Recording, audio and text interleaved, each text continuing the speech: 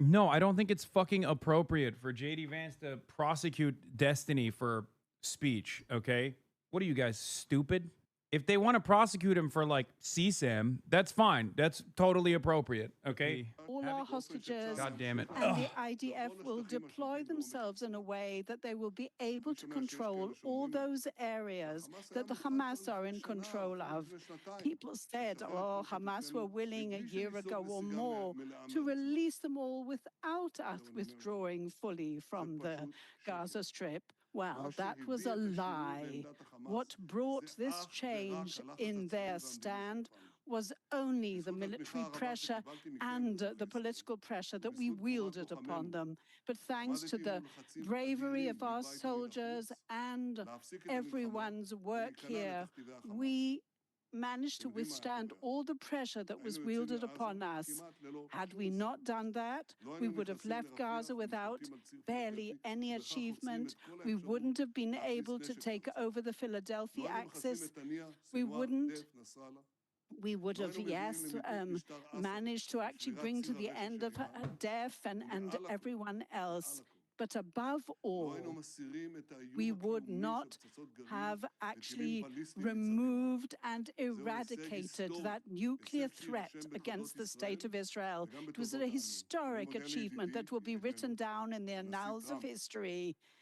My dear friend, President Trump, I must thank you, who helped us by sending the B-2 airplane. I'm gonna head out. This is interesting. This means that, I mean, it means that this seems like a concession speech. I mean, he said it comes across like a victory speech, but that is, yeah, he's trying to deliver a victory speech, as in there is a finality with this. Do you understand? Of course, he has to sell it.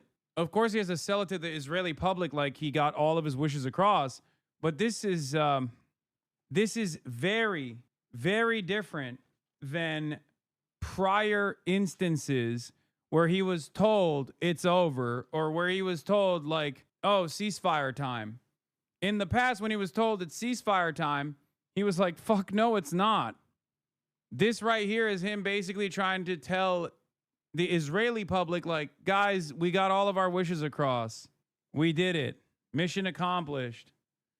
This is actually, I'm not gonna lie, this is unique. Amit Segal says this is strange. What bothers me most about this speech is that Netanyahu's absolute certainty that the deal is going to happen. He said the most astonishing thing. To all those who say it's too good to be true is true. Netanyahu is essentially not even leaving any room for something to go wrong in Cairo. Netanyahu is essentially not even, or what's happening here. We know the partner. We know the dynamics of negotiation. What's going on here that Netanyahu feels so confident. He's also addressing all of his achievements at Hamas' expense, even announced because per Netanyahu's optimism, by the end of Sukkot, all hostages will be released. That after Hamas releases all the hostages, it will also be disarmed either through military or diplomatic means.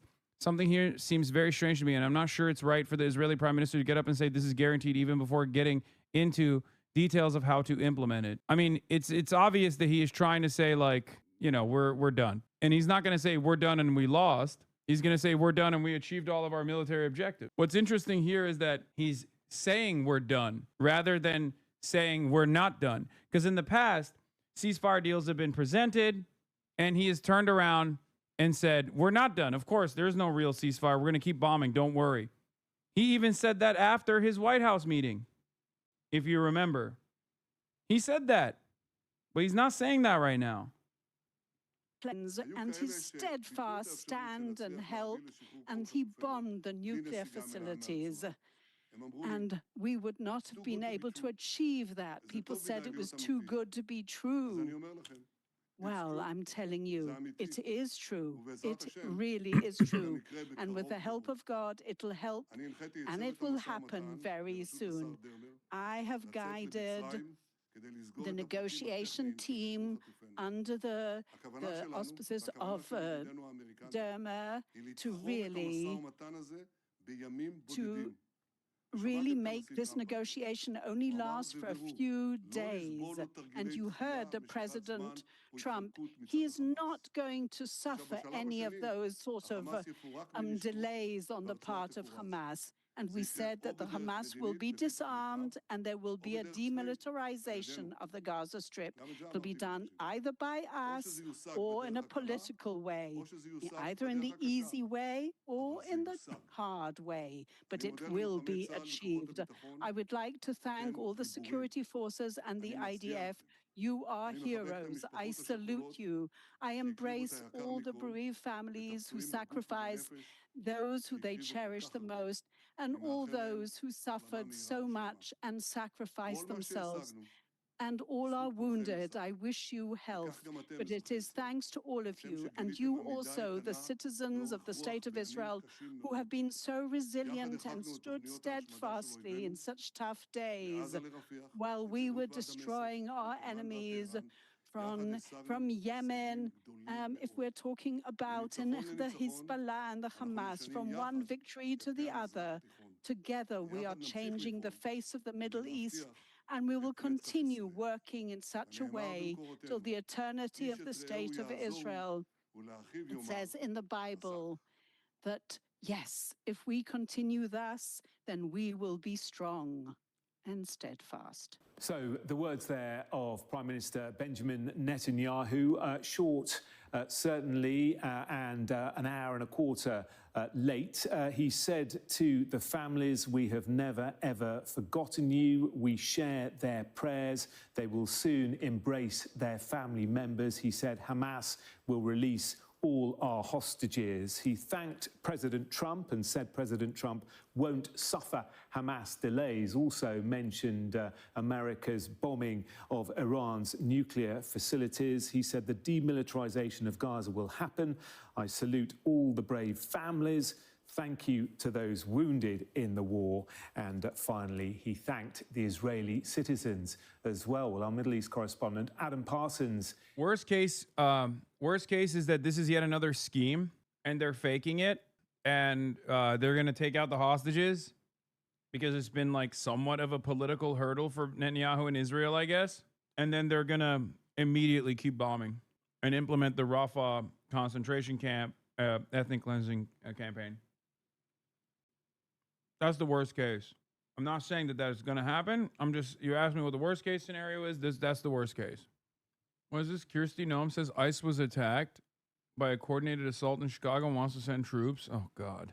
All right, we'll get to that in a little bit. But Salisbury wrote that Vice President J.D. Vance wanted to pursue criminal charges against two Florida influencers who were preaching violence on social media. The messages did not specify the identities of the pair and said prosecutors had declined one of the cases. Hassan, right now, no, I don't think it's fucking appropriate for J.D. Vance to prosecute Destiny for speech, okay? What are you guys, stupid? If they want to prosecute him for, like, CSAM, that's fine. That's totally appropriate, okay? Having CSAM on his computer, I'm there with you every day, okay? Trying to fucking prosecute him because you don't like what he's saying is insane. I'm not stupid enough, like fucking Destiny and Dan Saltman were, to advocate for such a thing. It is ironic, however, that they wanted this to happen to me for years, and it's like seemingly happening to him. Or it's probably not going to happen, but like seemingly it almost happened to him. What is this? There's a new signal leak. Destiny's panicking after seemingly losing all of his income and being outed publicly for sexting a minor in the middle of a legal battle he appears to be losing. What are you talking about? This is like, wait, oh, is this new? Destiny's now having a meltdown in DG chat because spoiled white girl, Pixie Love, committed the crime of hiring an expert's forensic guy to verify that Bonarelli had been tampering with and falsifying evidence submitted to the court. Wait, what the fuck is this? Dude, I'm gonna lose it. It cannot be this Mimi for court shit. Plaintiff has preceded 3,000 documents, or produced 3,000 documents this piece of shit sent me. Every single Discord message in a separate text file. And like 80% of what she provided were just messages from our group chat. I'm so fucking annoyed. Like, this whole thing is a giant fucking joke to her. It's all memes and shit. A sauce. They paid some stupid fuck experts forensics guy to say my logs are tampered with, and they're comparing them to Solo's logs, who we can't depose, who isn't part of the case. How can I even fucking speak for any of this shit? I'm actually so fucking it's actually so fucking R-worded. That's that 50K is going a long way compared to whatever you spent. She's not using that 50K. Her parents are loaded and are covering this 100%. It's so annoying that I've spent so many days and weeks of my time compiling stuff. She hasn't turned over anything and just frolicking around like nothing is even happening, and they're just playing games the whole fucking time. Destiny, what is Jane Doe's incentive for dragging this case out with this bullshit memes this long? Is it just to burn your reputation? Dude, these guys are, I mean, his cult is so fucking stupid. Like, they just don't understand. Like, that there's a wronged party here, and of course the wronged party is going to understandably follow through. According to Pixie's new legal filing, it has been definitively determined that Destiny was sending pornographic material to a minor and was in possession of CSAM of that same minor. Lock him up. I mean, yeah, that's what is this? In Pixie's opposition to Destiny's motion to dismiss, her legal team reveals that Rose, the then underage child Destiny was exchanging CSAM with, has been issued a subpoena and is sent to be deposed. After finally ascertaining Rose's legal identity, plaintiff has obtained evidence that Rose's date of birth is October 30th, 2004. Thus, when Bonnell was exchanging pornographic content with Rose between March of 2022 and until October 30th, 2022, Rose was a minor. See Exhibit B here too, redacted official certification of the Department of Motor Vehicles driving record. Yeah, the fact that he's like complaining about this when this is an active court case where obviously the party that was victimized is going to do everything they can to put together a coherent case that, you know, like, what do you mean Destiny Jane Doe's incentive for dragging this case? Superboy to attack my reputation to waste my money. Since she has no reputation and never will, hers doesn't matter. And since her parents are apparently loaded, it's not her money, so she doesn't care. Do you know why she wants to bring you down so bad? It feels so out of the blue. You were friends before? Bro, what is happening in this fucking community? Are they that oblivious to what's going on? Are they talking about Pixie here? Who's suing him for what? I don't know this clown's news. Dude, I don't even know where to begin, okay? Jesus Christ. Destiny procured child sexual abuse material from a minor. 100%. This is like now officially in the court documents, okay? And in the process of procuring child sexual abuse material from a minor, I don't know why he did this, but sent that minor a bunch of videos of him having sometimes consensually recorded sex acts with other people, and sometimes unconsensually recorded sex acts with other people. He had compiled like this entire library of content that he sent to a minor that he was trying to fuck. And then somehow that minor or an associate or someone leaked all of those videos. And then people basically were like, what the fuck? These are people that you consider orbiters, like people that were members of his community, girls that were content creators within his orbit of influence, girls that were dating other content creators who were also orbiters of his. And they were obviously very frustrated with the reality when they found out that he was just sending their sex tapes to random people that he was trying to fuck. So one of the victims actually sought damages and sued him for releasing the revenge porn of them having sex. This is that court case. And then there were other victims that I think also joined in on the court case as well. There was also another person that found out that she was actually unconsensually recorded while having sex with this person. There's a criminal charge potentially as well. And this has just been like an ongoing legal battle for him in the state of Florida. And in the process of this ongoing legal battle, he went in and hired the same law firm that actually defended Prince Andrews. But the problem is, he's such a dipshit that he thinks he can like debate lord his way out of this. Also worth mentioning that the reason nobody goes after him is because they fear his community. Yeah. But in the process of all this stuff happening, he literally went to one of the worst communities of doxers and egged them on, flexing about how they would never find the information of this minor. And he even revealed details about said minor. So of course that community of doxers found the information of said minor and confirmed that she was a minor at the time. Like, if you have an ongoing legal battle, it's probably better for you to shut the fuck up. You know what I mean? Especially because only a month ago or 2 months ago, not shutting the fuck up caused people to go and find the identity of this person and confirm that she was a minor when you were getting CSAM from them. Destiny, how much longer do you think it goes on for? No clue. It looks like they want to try and make it survive the trial, but I have no idea why. She has absolutely nothing. Do you think he's going to pull out the ethical CP debate in court? I don't fucking know. But yeah, it seems like he's just invested in eating whatever damage has happened, knowing full well that it's going to happen, but in the process, like retaining some, retaining whichever percentage of the cult that he can maintain. And that's why he's just like steadily victim blaming and talking about how this lawsuit is actually for purely selfish reasons, and that this person has no reason to do such a thing.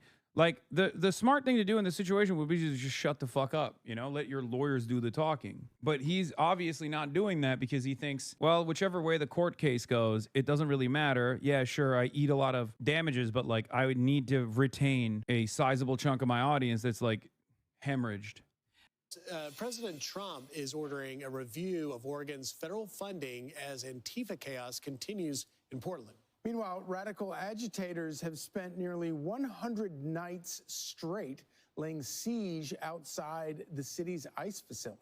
Chanley Painter is here with all the details. Chanley. Hey, good morning. That's right. Trump's announcement coming as the violent anti-ICE clashes persist in Portland since early June. White House Press Secretary Caroline Leavitt saying this, watch.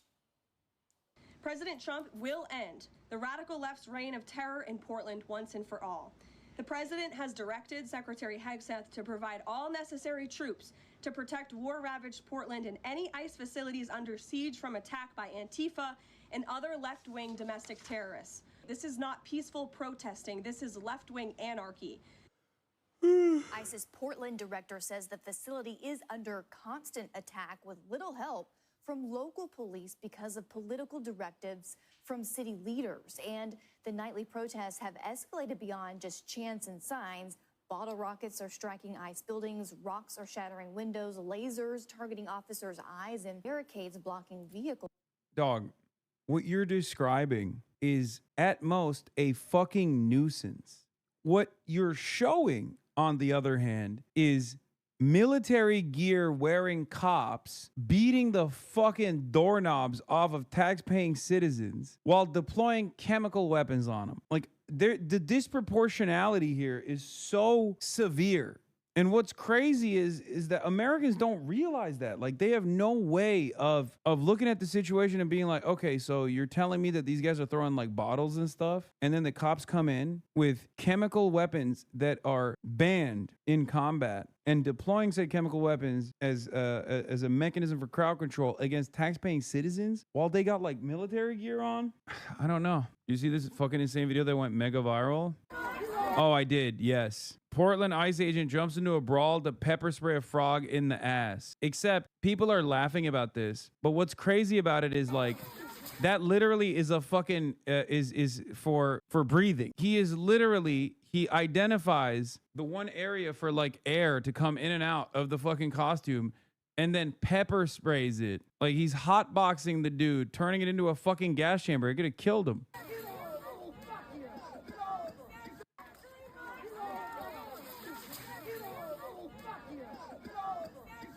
This is the siege on Portland. America for Americans. USA! USA! USA! USA! What?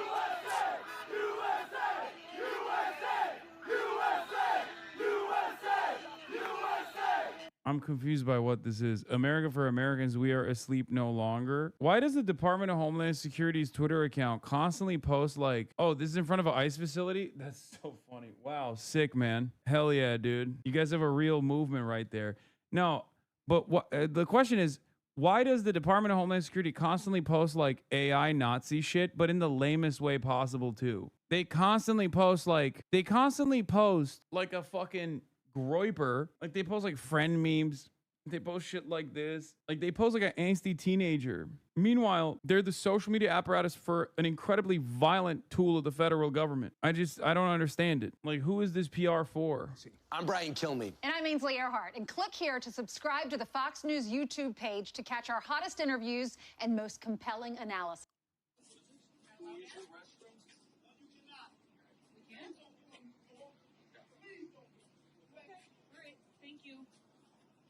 Interesting. That's what Governor Pritzker says is cooperation in keeping people safe.